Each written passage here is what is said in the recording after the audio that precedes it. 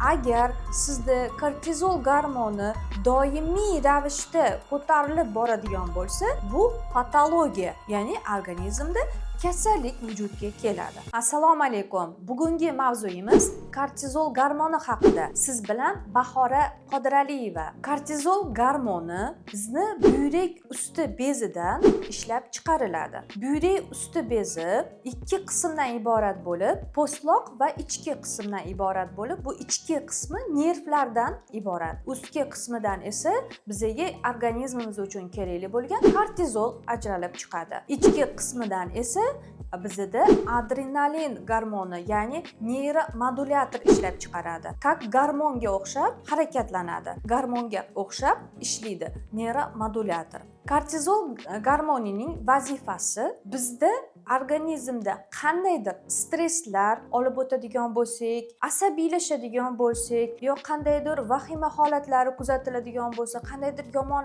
xabarlarni eshitganimizda birdan bizda depressiya paydo bo'ladi. O'sha vaqtda kortizol ajralib, bizni organizmimizni ustойчивый qilib beradi, ya'ni stress ustойчивый qilib beradi. Asosan vazifasi shu.